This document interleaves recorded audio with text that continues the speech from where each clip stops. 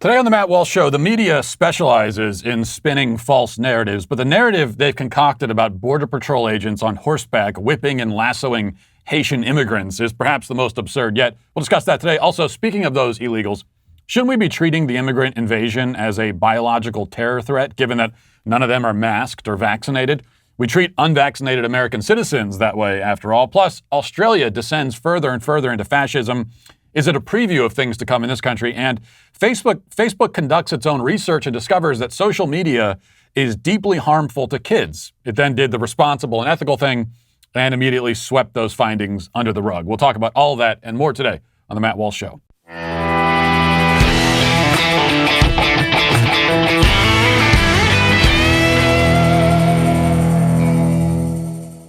It used to be that only celebrities had to worry about their private lives being exposed. You had to worry about the paparazzi rifling through your trash or whatever. But these days, everyone has to worry about that because everything that you've browsed, searched for, watched, or tweeted can be exposed to third parties on the internet.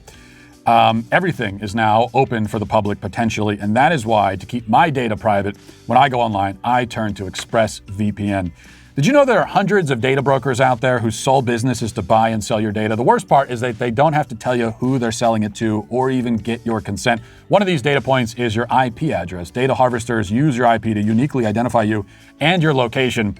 But with ExpressVPN, my connection gets rerouted through an encrypted server, and my IP address is masked. Every time I turn ExpressVPN on, I'm given a random IP address shared by other ExpressVPN customers. That makes it more difficult for third parties to identify me and harvest my data. So if you like me, believe that your data is your business, then you should secure yourself with the #1 ranked VPN on the market. Visit expressvpn.com/Walsh and get 3 extra months for free. That's expressvpn.com/Walsh. Go to expressvpn.com/Walsh to learn more. It seems redundant to talk about the crisis down on the border because the border has been in a constant state of crisis for decades, but the overall underlying crisis flares up occasionally into what may more technically be described as, a super duper crisis. And that's what we're facing right now, particularly down in Southwest Texas in Del Rio, where thousands of illegal immigrants have set up an expansive, bustling, impoverished tent city of sorts. This is what the compassionate, quote unquote, immigration policies of the Democrat Party get you.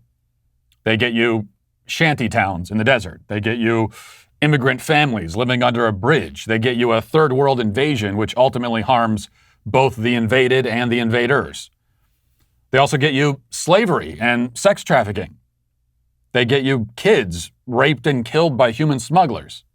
This compassion brings all manner of misery and death and suffering to everyone touched by it on both sides of the border. Because this compassion is not compassion at all. It is total, abject indifference. This is why defending the border and defending it vigorously, harshly, with force if necessary, is not only the most just and appropriate policy, as it is the basic duty of our government to protect its borders and its people, but it's also the most truly compassionate.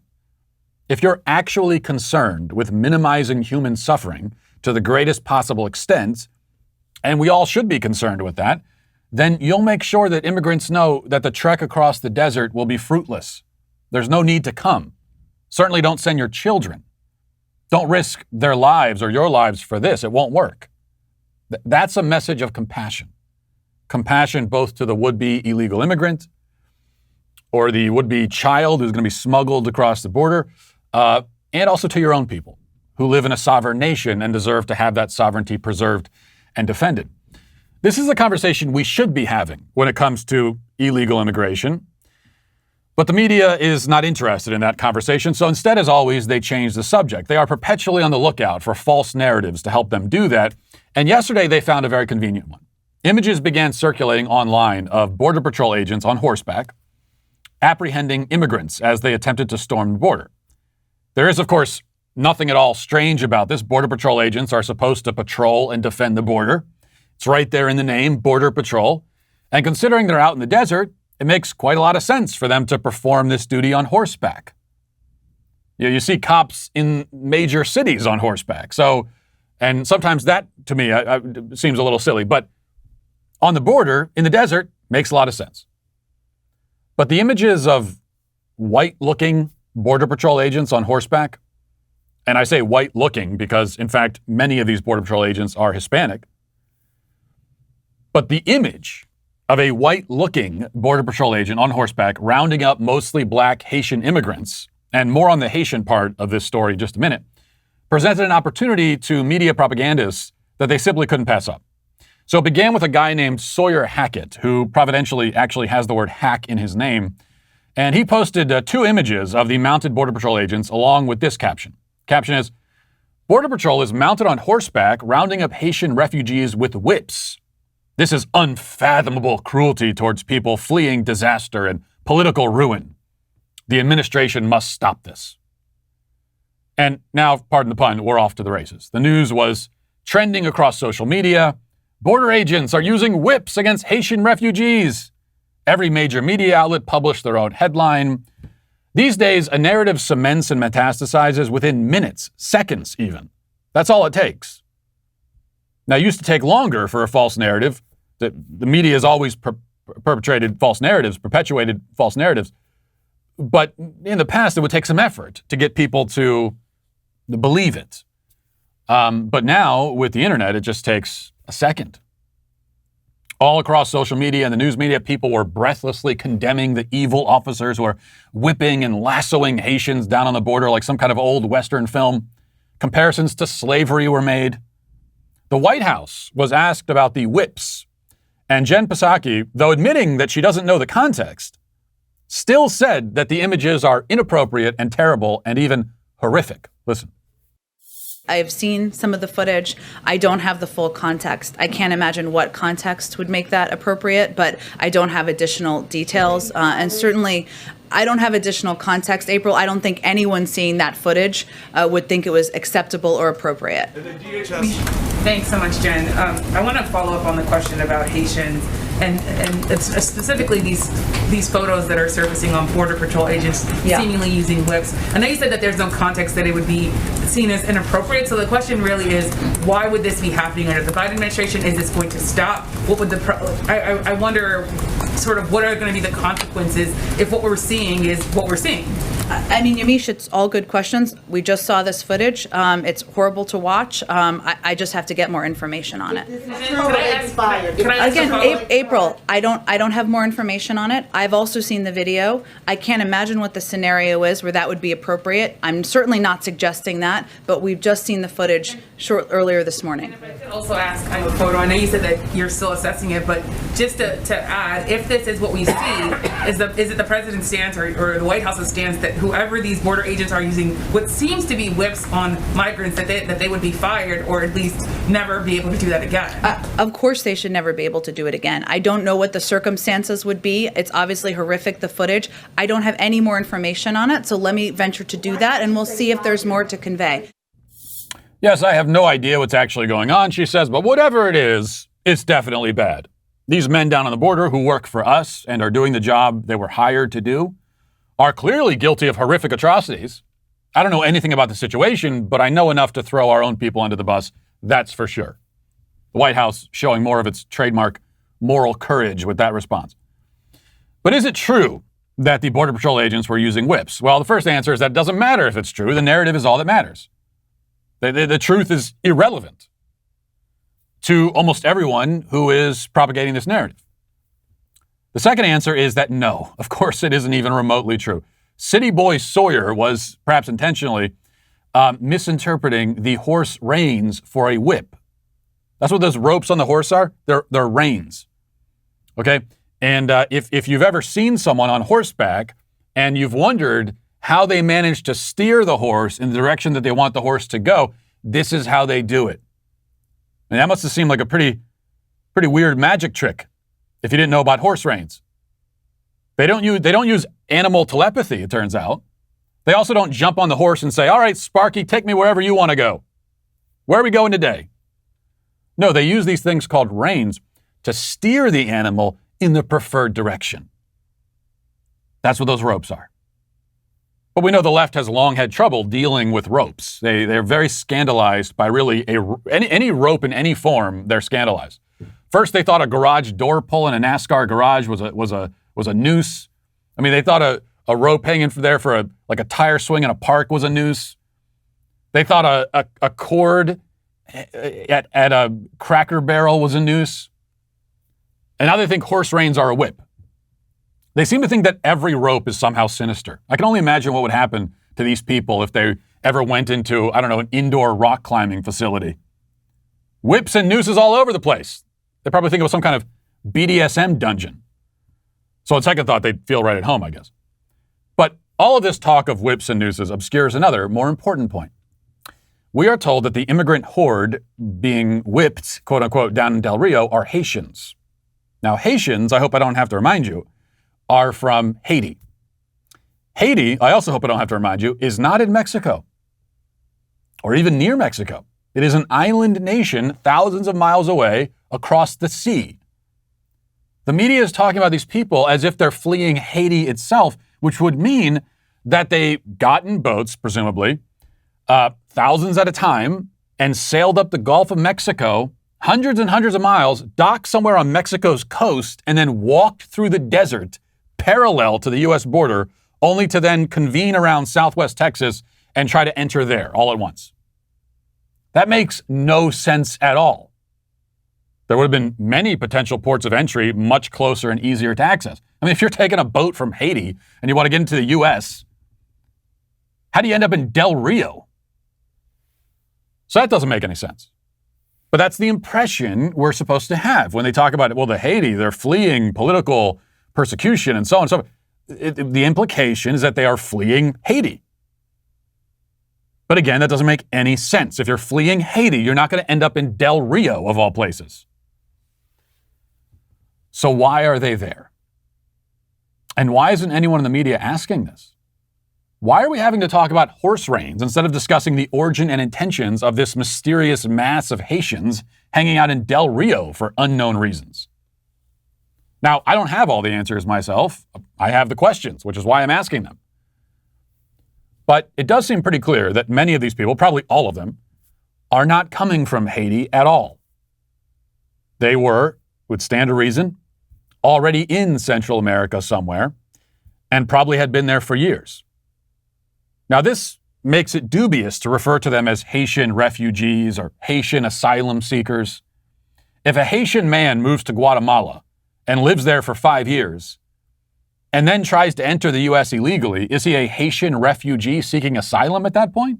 I mean, in one sense, technically, he's still Haitian, of course, but the term gives a misleading impression. Also, why would we grant him asylum here when he's already been living in another country? He wants asylum from Haiti, right? Well, he was in Guatemala. Why can't he stay there? And if he's leaving from there, he's got to cross other countries to get to our country. But whatever we call these people, whether Haitian asylum seekers or just illegal immigrants, I tend to favor the latter term. The question then becomes, and if they are leaving Central America, why are they all leaving Central America and coming here now? Why now? Why all at once? How did they all get there? Why at that spot? These are valid questions, I believe. Questions worth asking. That, again, should be the first question anyone in the media asks if they're sitting in a press conference and being told about a tent city of Haitian immigrants in Del Rio. Everyone should say, well, what Haitian immigrants? Why? Nobody even asks it. Nobody. Well, the media, because they don't want to talk about that. That's not a question they want to ask because it's not an answer they want to be given. They'd rather talk about imaginary whips and scary guys on horseback. They'd rather talk about anything but the real point, as always. Now let's get to our 5 headlines.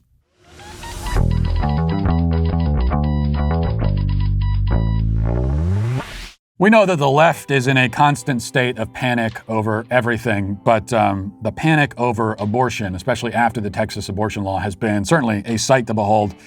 And it's, I'm sure, given you as a pro-lifer many opportunities to talk about this issue and debate it with people. But maybe you found during those conversations that you don't have all the tools you need, or you're not equipped or ready to respond to the just the rapid fire barrage of arguments that will be thrown at you. And that's why you need to pick up the new book, What to Say When, the complete new guide to discussing abortion from our friends at 40 Days for Life. That's also why I wrote the foreword for that book, which you can read if you pick it up. And it became a bestseller. The book did, not the foreword. I mean, the foreword's good too. And number one in its category upon its release 2 weeks ago. It's an easy book to use. It tells you what to say and what not to say. Everything is very neatly organized. And so you can read it from cover to cover as I did, or you could go back and reference it, flip the different chapters, whatever you're looking for. It's all right there from our friends at 40 Days for Life. So go to Amazon or get it directly from 40 Days for Life at 40daysforlife.com. I also think it's funny, even if those guys on horseback were using whips, which they 1,000% were not, but even if they were, okay, they're using a rope, they're using a whip against people who are trying to illegally invade the country. They are in a place they don't belong, doing something that they shouldn't be doing. And it's just interesting to me that the idea of using a whip is this horrible atrocity. I mean, you whip someone, maybe give them a little bit of whiplash or something, they have a little bruise there. That's a horrible atrocity. And yet the same people calling that a horrible atrocity, even though for the fifth time it's imaginary, it didn't even happen, but the same people saying that also cheered joyously with like tears of joy in their eyes when Ashley Babbitt was shot in the chest and killed inside the Capitol building, an unarmed woman. Okay, in that case, it's lethal force being used on an unarmed person. And that's according to the left, that's not even sad. They're happy that it happened. And yet the idea of of an illegal immigrant trying to invade the country, getting a little bruise on their arm from a whip, that horrifies you? The unarmed woman lying dead with a gunshot wound is no problem there?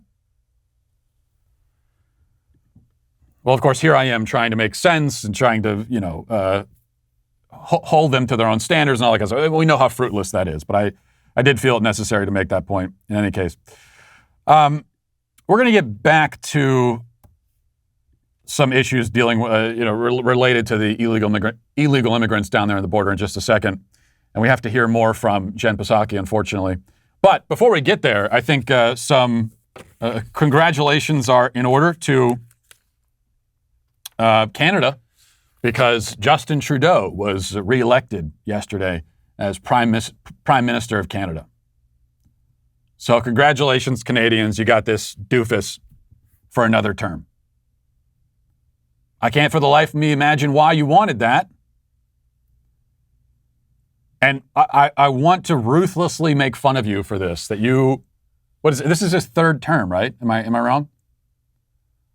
I don't pay very close attention to politics up there in Canada. I got to be honest with you. But I believe this is his third term. I can't imagine why you would want this guy for 3 terms. What has he shown you? What has he done for you to demonstrate competent leadership? I don't know how you could live through that being run by this laughing stock of a man and then say, yeah, I need some more of that. And I want to make fun of you so badly for it, but then I realize we have a dementia patient running our country, so I can't even do it. And that's maybe the worst thing about Biden's presidency. There are a lot of bad things. Maybe the worst one is that it deprives me of the ability to make fun of Canada to the extent that I really want to. But I can still make fun of Justin Trudeau anyway. And here he is, I think this is after he was reelected, and he's talking about, who knows what he's talking about, but this is just funny. Let's play it. I will never apologize for standing up for an LGBTQ2 plus kids' rights to not have to undergo conversion therapy. Yeah, you can't. LGBT. It is difficult, at this point to memorize the entire alphabet soup. So you can't blame him for that very much. What is the actual? I tried to look this up. I don't even know what the acronym expands. Every week they add a new letter to it. So I'm not even sure what the full acronym is supposed to be now. And to me, it feels a little bit offensive because now they sort of put the plus at the end, and that's supposed to cover all of the other identities. So now I guess the official acronym is LGBTQIA+. And the plus goes for all the rest that we're not listing. How do they lose out like that? Why don't they get, they all have to be lumped together under plus? And meanwhile, you give Q, I, and A their own letters? We've already talked about the problem with intersex. So the intersex, they get their own letter, even if they don't want it, because there's no reason for them to be included in the LGBT label at all. They've got nothing to do with it. That's a birth defect. And then A is what? A is asexual. Asexual, these are people who allegedly have no sexual impulses or interests at all. How do they get lumped in with people who define themselves by their sexual impulses? This seems like an entirely opposite category of person. And they get their own letter, and they get singled out. Meanwhile, all of these other identities, they all get dismissed with a mere plus. I find that offensive, personally. All right, let's go back to the border for a moment here. Another question we might have when we see these images, whether it's the quote-unquote Haitian refugees or any of the other immigrants trying to cross the border, and you look at the footage of it, one thing you notice is that none of them are wearing masks. And we can assume that almost none of them are vaccinated. So we are allowing, as we're reminded, a deadly global pandemic. We still have thousands of people unvaccinated, unmasked, untested, streaming across the border. Jen Psaki, going back to her for a moment, unfortunately, she was asked about this by Peter Doocy, who's the only actual reporter in these briefings. And here's how she dealt with that question. Question about what's going on at the border. Is somebody asking the foreign nationals who are walking into Del Rio, Texas and setting up camps on this side of the border for proof of vaccination or a negative COVID test?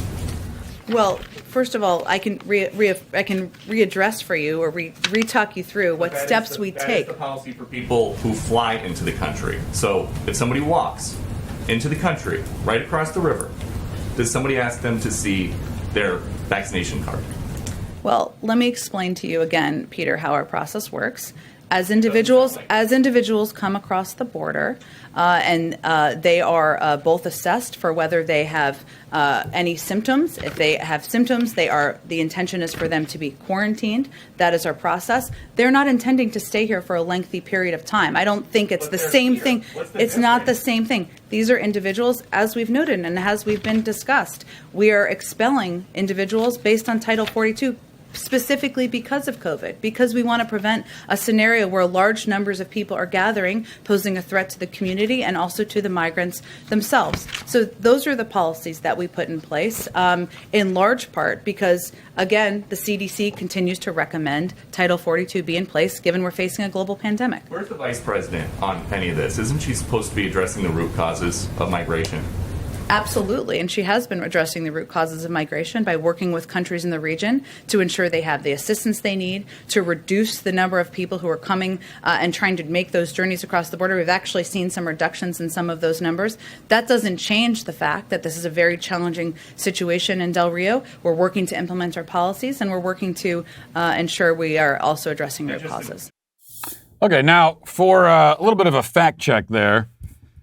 Fox, let's go to a Fox report, and here we'll see some of the images of the immigrants, the quote-unquote asylum seekers crossing the river, but also we'll get an answer to the question of are we actually testing any of these people as they come across the border? And it's a different answer than what you might expect if you believe what Jen Psaki is telling you. Let's play that. DHS Secretary Mayorkas was here today. This is what the message he had for migrants who are considering crossing. Take a listen. The majority of migrants continue to be expelled under CDC's Title 42 authority. Those who cannot be expelled under that authority and do not have a legal basis to remain will be placed in expedited removal proceedings.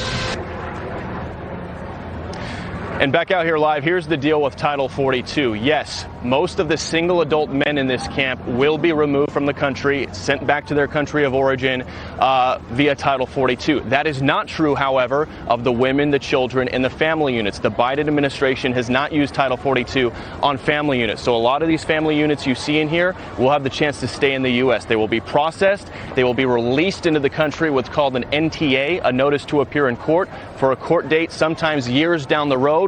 Whether or not they show up for it, we got no way of knowing. We'll send it back to you. And no COVID testing going on down there, right? Right, Bill? Nope. Yeah. Nope.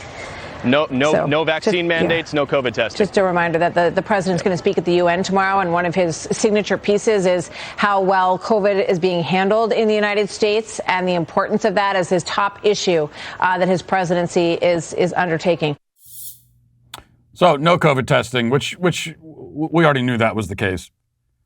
I mean, this, putting all the other issues aside that we talked about at the opening, which you really can't put them aside, but the basic duty of our government to protect our sovereignty, like that's, if you want to list the reasons why we should protect our borders, that should be the only reason that you need to give. That's the only reason that any other country needs for protecting their own borders. That's kind of the mind-blowing thing about this discussion, is that this discussion doesn't exist in any non-Western country. Some European countries it certainly does. But I'm not aware of any non-Western country that feels the need to justify protecting its own borders, and they all do. And many of them use much harsher force than we do. Harsher even than a whip, which is really the reins of a horse. And there's no discussion about it. There's no real debate internally about, gee, should we be doing this? Should we be? We have this border here, but, should we bother stopping people from crossing it? There's no discussion about that. There are no other countries scolding them for doing it.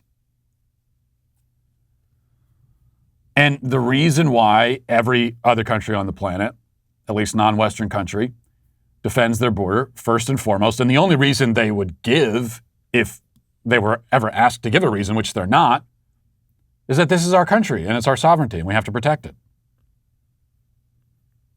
It would be a bizarre question to even have to answer.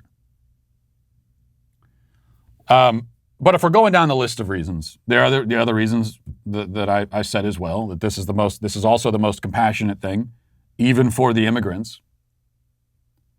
But on the list is also the issue of COVID. And from the left's perspective, this should be the only reason they need for shutting down the border completely, by whatever means necessary, shutting down the border.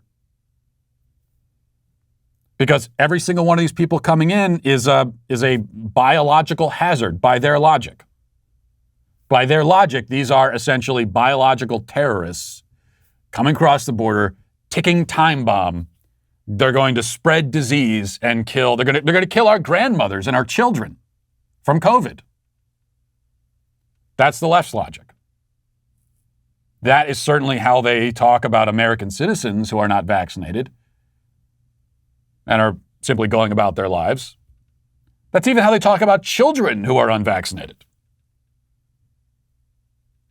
So that should be it. That should be all, if they're serious about it.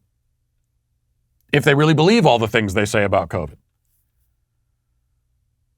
And they take seriously all of their own blustery condemnations of unvaccinated Americans, if they took any of that seriously and believed any of it, then it would be the left more than the right now who would be standing up saying, shut down the border. We can't have these people coming in. Our grandmothers' lives are not worth it. That's what they would be saying, but none of them are. You may notice. None of them.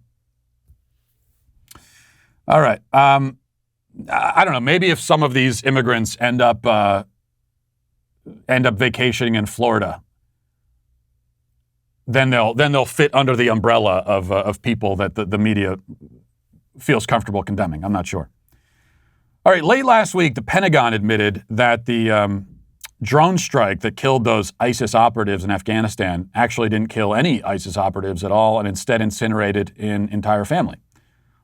3 adults, 7 children were killed. Here's Commander General Kenneth McKenzie addressing this and admitting to it and offering an apology. I mean, you tell me if this is enough for you, but let's listen. Having thoroughly reviewed the findings of the investigation and the supporting analysis by interagency partners, I am now convinced that as many as 10 civilians, including up to 7 children, were tragically killed in that strike. Moreover, we now assess that it is unlikely that the vehicle and those who died were associated with ISIS-K or were a direct threat to U.S. forces. I offer my profound condolences to the family and friends of those who were killed. This strike was taken in the earnest belief that it would prevent an imminent threat to our forces and the evacuees at the airport. But it was a mistake, and I offer my sincere apology. As the combatant commander, I am fully responsible for this strike and its tragic outcome. Well, he's right about that. But he offers his, I offer my sincere apology.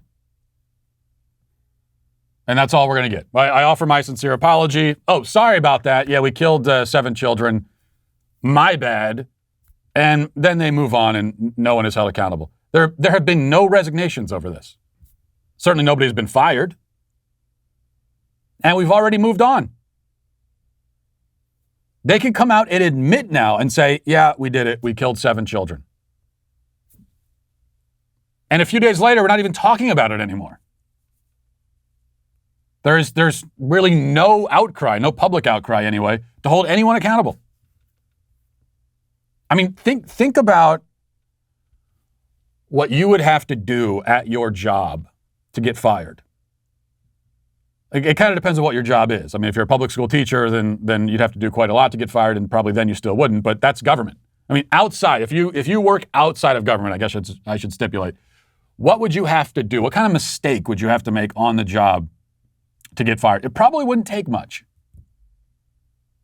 I know for me, I could walk out there right now and get fired if I wanted to. I could do it in like 10 seconds. The sky's the limit if I decided I want to get fired. I wouldn't have, in fact, I could do it right here on air.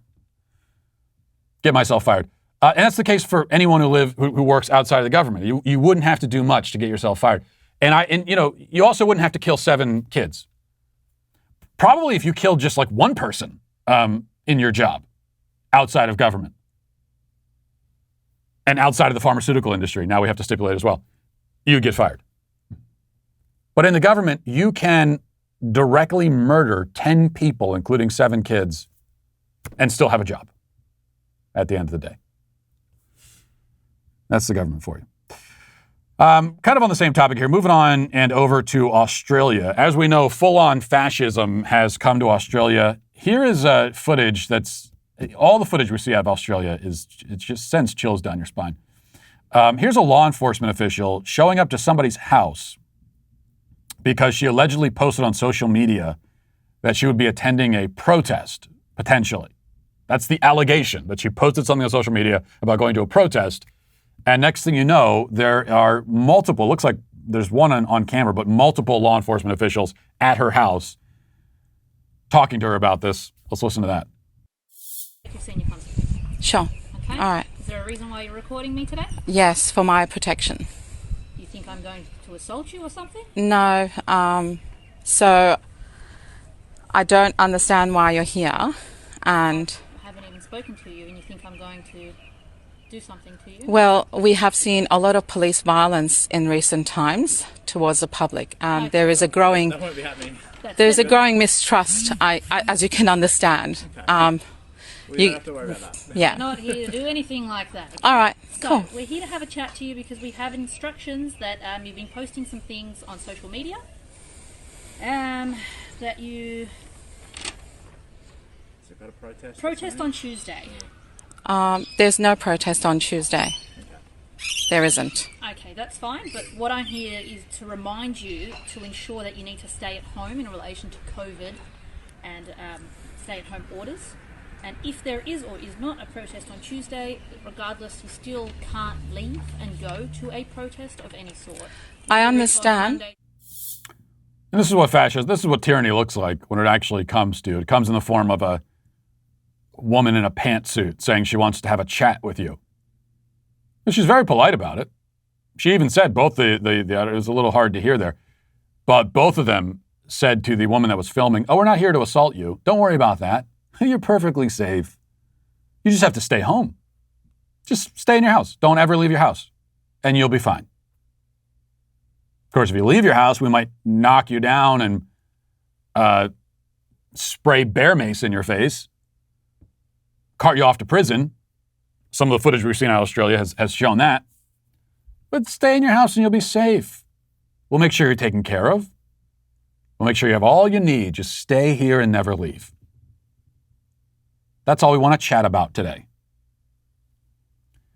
But the really worrying thing, I mean, the whole thing is worrying, but you have to wonder, how did these, whoever they are, these law enforcement officers, how did they become aware of this alleged social media post from this woman? And we could be sure the government is monitoring all that stuff, and maybe they saw it on their own, but more than likely, someone else snitched. You know, some other citizen saw, maybe her friend on Facebook or whoever, saw the post on Facebook and alerted the authorities and sent the authorities to her house. And the person who snitched knows how that could go. She might end up going to prison. She might end up getting assaulted. We've seen the footage. We know how the Australian authorities are handling this. And that's what worries me the most this entire time. That's what's worried me the most in Australia and also here. It's been the most depressing aspect of all of this. Because if this was a simple matter of us against them, the people against the government, we're all in this together, as we're constantly told, and our government rulers are oppressing us, and we're coming together under that oppression to resist it. Like, if that was the story, then it would be far less distressing than what's actually happening, which is, the government is oppressing us with the help of our fellow citizens who are eager to become little tattletales. Reporting, not just citizens, reporting businesses. Even though they're not, the person doing the tattletaling, they're not in any great risk. They could just continue on their day. But they see an opportunity to, through the force of government, to kind of use the force of government by proxy to impose themselves on their fellow citizens. There are a lot of tyrants who have come out of the woodwork during COVID, and not just in government. A lot of people who have been given this power to impose themselves on others, and that's a power that they can't forego. They can't pass that up. They can't pass the opportunity up. Here's something funnier than it is enraging. Two people on a plane, very upset and worried that the guy next to them has dared to take his face mask off. Let's play a little bit of this. So the guy's, he's sitting on a plane. I'm not sure which airline this is. Go ahead and play it. He's sitting on a plane, and he's eating a candy bar. He's got his face mask turned off. And then you've got this older couple sitting next to him. And they've got visors and face masks on. And now the woman is huddling in fear, covering her face, because this guy's eating a Snickers bar next to him, while the husband in the window seat is shouting over, "You're putting our lives in danger." They've got visors, face masks. You know they're vaccinated on top of it. And we go back to this irony of they've got all of that and they don't trust any of it. They have such little faith in the measures that they themselves are taking here that they think they might be killed because a guy next to them is eating a Snickers bar. And yet they're on, this is great. Okay. And yet they're on the plane. Will continue to be the mind-boggling thing to me. It's difficult for me to understand psychologically. I can understand the virtue signaling. And when you see people walking around with visors and face masks, oftentimes they're accused of virtue signaling. And we know that virtue signaling is an empty gesture where you're trying to broadcast to everyone how seriously you're taking this. And I believe that there is certainly some of that going on. But the people going to that extent with the visor and the face mask, that's not virtue signaling. They really are terrified. The people driving in their car at night with a mask on, they're not signaling to anyone. Their brains are broken. They are that terrified, and that's why they're wearing it. And yet, they're still on the plane. If you are that worried, if you're that afraid, that you think even with a mask, a visor, and a vaccine, you might be killed if somebody takes their mask off next to you to eat a Snickers bar for 45 seconds. If that's how you feel about it, why did you get on the plane? Because I guess I can only use myself as a reference here. And I know that for me, if I really believed that if I walk outside of my house, if I sit next to somebody eating a Snickers bar, even with a mask on, that there's a very good chance that I'll die. If I was that worried about it, I probably would just stay home. I don't think I would leave my house at all. The people walking down the road with a mask on, they think that simply walking alone outside without a mask, they might die.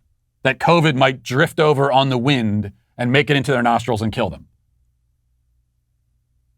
And again, if I thought that, I just wouldn't leave the house at all. Yet they still leave, and they want to participate in society and do all these normal things.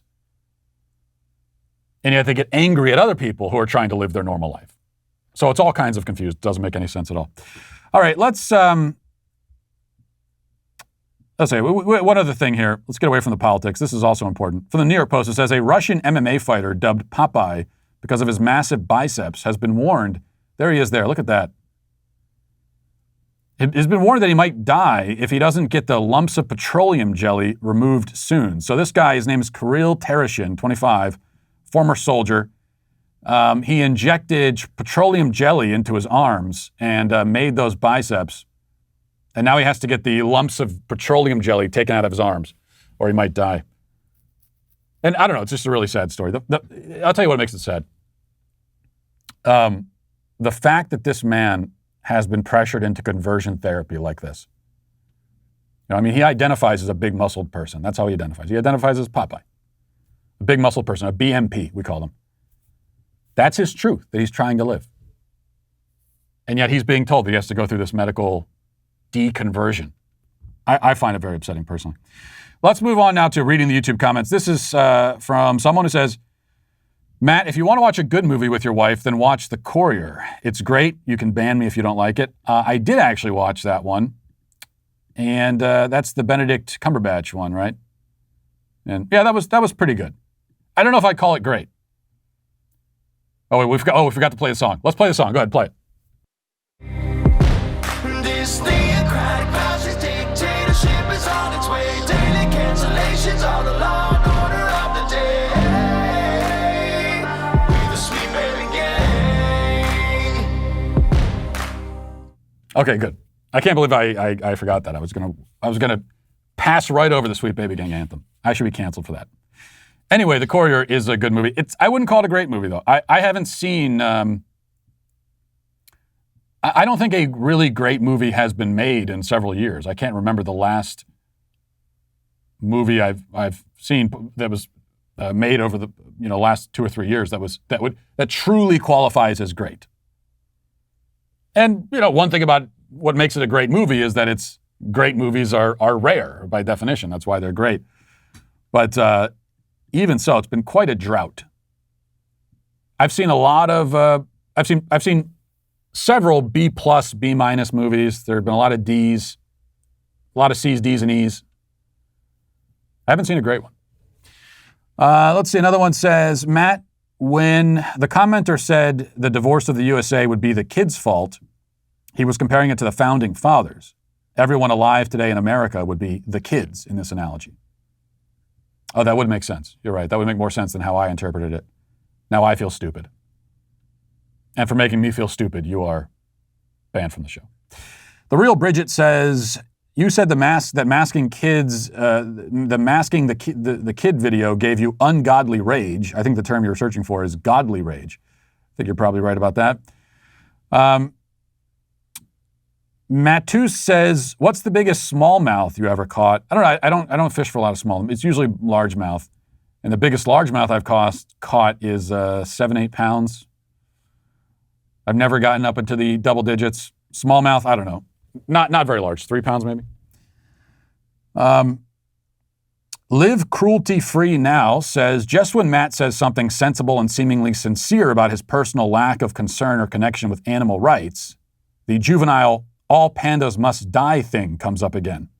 Why do men who want to come off as macho or overtly masculine think it's so cool or impressive to act totally indifferent and flippant about animals? Hint, it just comes off as juvenile and insensitive. Well, you seem to be under the impression that I'm joking about the panda thing, but I don't tell jokes, especially not about this issue. It's not a joke at all. I'm 100% serious. I'm sure that won't make you any less outraged, but that's the fact. I tell you what, living in Biden's America might really make you feel like it's aging you. And that's why you should turn to our friends at Genucel Serum from Chamonix. If you're one of the millions of Americans, male or female, who deals with bags and puffiness under the eyes, that's why you need Genucel Serum from Chamonix. Genucel Serum uses plant stem cell technology to promote visibly healthier skin and the appearance of younger, healthier eyes. Genucel's state-of-the-art technology will become your most powerful weapon against under-eye bags and puffiness. Customers everywhere have been raving about this product. Susan from New Jersey wrote, I've been using Genucel for a couple of months. The puffiness around my eyes is gone, which is great for Susan. Now she will stop horrifying and terrifying her loved ones and everyone who has to stare at her face. Not only that, but my assistant Tessa has been using Genucel for a couple of weeks now and loves the results she's seeing. I've been gabbing with her about Genucel, and she absolutely adores it. With its instant effects, you'll see results in the first 12 hours or your money back. They guarantee it. So order now and save big on Genucel's risk-free introductory offer. All orders are up to 50% off. Go to Genucel.com and enter MATT30 for an extra $30 off today. And wait, there's more. We all predicted the Biden administration would be a disaster, but I don't think any of us saw them descending into full-on authoritarianism less than a year into our dementia-riddled leader's reign. Actually, I did kind of see that, but a lot of people didn't. And, they've declared war on businesses with over 100 employees, requiring that they force mandatory vaccines or weekly testing for COVID. That includes the Daily Wire, but we are fighting back and potentially facing the penalty, which is $14,000 per violation, which can really rack up. But we're not going to back down to that, and we're not going to comply with it. And we need your help in fighting back. And the best thing you can do is go to dailywire.com/subscribe and use code do not comply at checkout for 25% off a membership. And you can join us in this fight. We need you. Please do it. dailywire.com/subscribe. Use code do not comply for 25% off. All right, let's get now to our daily cancellation. So, my oldest kids, the twins, are 8 years old. And more and more I'm noticing something about them that seems increasingly unique among their peers, but shouldn't be. And that is that my 8-year-olds act like 8-year-olds. They are naive and innocent and energetic. They like to play imaginative games. They like to run around outside. They love books. My son especially loves Huck Finn and Tom Sawyer, and he loves those characters. He'll run around the yard in overalls and bare feet, pretending that he's on some great adventure. A little while ago, all the kids built a raft out of logs so that they could float down the Mississippi River, even though we don't live anywhere near the Mississippi River, but still they wanted to build the raft. My daughter plays with dolls still. She likes to dress up in costume. She likes to sew and make different kinds of crafts. She last week, she made herself a dress out of an old blanket. Actually, it might have been a new blanket that my wife had just bought, and she cut it up and made it into a dress, but that was fine. Now, none of this information is terribly fascinating or special. I mean, they're just kids being kids, right? Very gender stereotypical kids too, which I know makes me an extremely unenlightened parent, and I'm fine with that. But I've noticed that a lot of kids their age, not all certainly, but a lot, aren't like this. Many kids these days at 8 and 9 years old don't have the same kind of energy or creative drive or the desire to run around outside all day. This isn't just my own anecdotal observation either. Lots of research has shown that many kids today aren't playing the way we did when we were kids. They aren't running around outside. They're not reading books. They're not playing physical or imaginative games. And there are many societal factors which may help explain this shift. But the biggest one, without question, is that many kids today are living out their childhoods inside a digital world. The single greatest factor that explains why my kids seem a bit different from some of their peers is that my kids don't play video games. They don't have phones. They don't use the internet. We're not living off the grid in the forest either, though I kind of wish we were. I mean, nothing wrong with living that way. We're living a pretty normal life for better or worse, except that our kids don't have video games and they don't use the internet.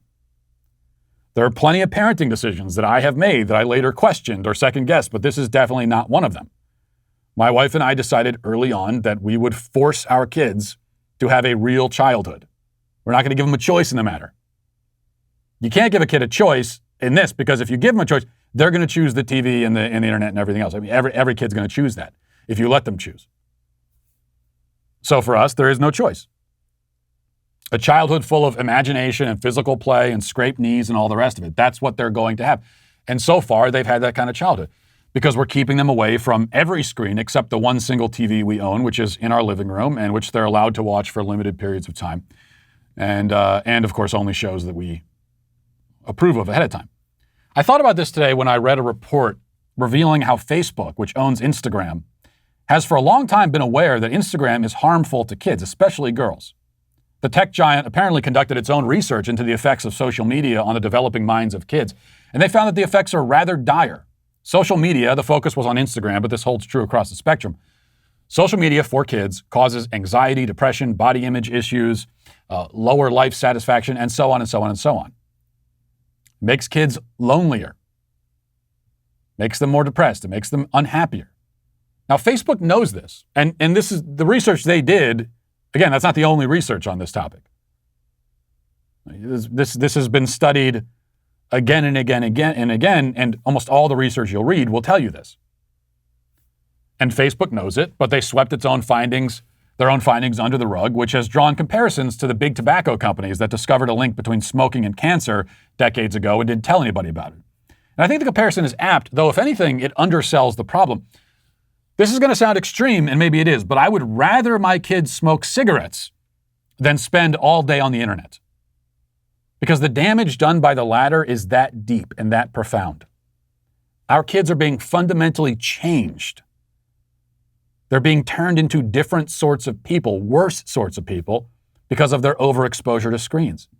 They're not learning how to be authentic people or how to live an authentic human life. Many kids today simply do not know how to find joy or happiness or fulfillment outside of the screen, though they can't really find it inside the screen either, so they just don't have it at all. And that's why when I hear about what Facebook has done to cover up the damage its own product does to the people who use it, I don't blame Facebook primarily. I mean, they obviously deserve 100% of the blame for the things that they're doing, but there's another 100% portion that can be assigned to parents. Look, I understand that at a certain age, it might be difficult to keep your kids away from the internet. It's different when a kid is 16 or 17. But parents today are giving their 6, 7, 8-year-olds phones with internet access. That's what parents are deciding to do. And they can't use the excuse of, well, I want my kid to have a phone in case he needs me, in case of an emergency. Even that is pretty extreme. Like the idea that your kid needs to have this constant connection with you all of the time. No kids in history had that. I didn't have that when I was a kid. I didn't have a phone where I could call my parents at the drop of a dime. And you know, I survived. It was okay. But if you do want that for your kid, you can buy them a phone that doesn't do anything but make a phone call. And you can make it so that it only can call 2 numbers, you know, your house phone and your cell phone, if you actually still have a house phone or whatever. I mean, you can decide. So you can give your kid a phone like that. That's one thing. But there are parents who say, you know what? No. I'm going to give my kid, my 8-year-old, a phone with full and complete internet access. And I'm going to let them have it all the time. It just blows my mind. Do you know how you can keep your 7-year-old off the phone? Here's how you do it. Real easy. Don't give him one. It really is that easy. For a 7-year-old. For a 17-year-old, it's different. For a 7-year-old, that's all you got to do. Because they can't have anything if you don't buy it for them. How does your young child, benefit from having the internet in his pocket 24 hours a day? What are the advantages? I mean, make a chart and list them. List all of the advantages to your 7 or 8-year-old having 24-hour access to the internet. You know, in what ways is his life and existence enhanced by spending almost all of it online? And go ahead and write all those advantages down. Now go to the other side. List the negatives. In what ways can he be harmed? What are the downsides? And then when you look back at the chart, which column has more bullet points? And it must be the negative column, because I can't actually think of one single genuine advantage to an elementary schooler having a smartphone. And yet millions of parents make this choice for their children. And then they blame the social media companies for the harm that they, the parents, have intentionally exposed their children to. Maybe think of it this way. Imagine a parent who keeps their kid away from the screens, doesn't give them a phone, doesn't let them spend 5 hours a day playing video games and so on. Now, imagine that parent sitting at the child's high school graduation. Do you think that he, sitting there in the stands, is going to look back on his son's childhood, reflecting, nostalgic, and say, man, I wish I'd let him spend more time staring at screens? Do you think any parent who makes that choice will have that regret? We all know the answer. And we all also know that many parents will regret and already have regretted allowing the internet and the media and video games and everything else to consume their children, shape them, mutate them, dominate their lives. And that is why today it is not social media that I'm canceling. It's not Facebook, but parents who allow their kids to use social media in the first place. They're the ones who are canceled. And we'll leave it there for today. Thanks for watching. Thanks for listening. Have a great day. Godspeed.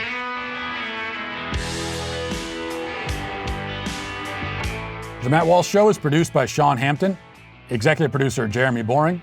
Our supervising producer is Mathis Glover. Our technical director is Austin Stevens. Production manager Pavel Vodosky. The show is edited by Ali Hinkle. Our audio is mixed by Mike Coromina. Hair and makeup is done by Cherokee Hart. And our production coordinator is McKenna Waters. The Matt Walsh Show is a Daily Wire production. Copyright Daily Wire 2021. The San Francisco mayor violates her own mask mandate, and she gives an incredible excuse as to why she did that. The White House explains why you need to mask up and vax up, but the thousands and thousands of illegal aliens crossing our border do not. And 3 black women beat up an Italian restaurant hostess in New York City over the city's vaccine requirements. Check it out on The Michael Knowles Show.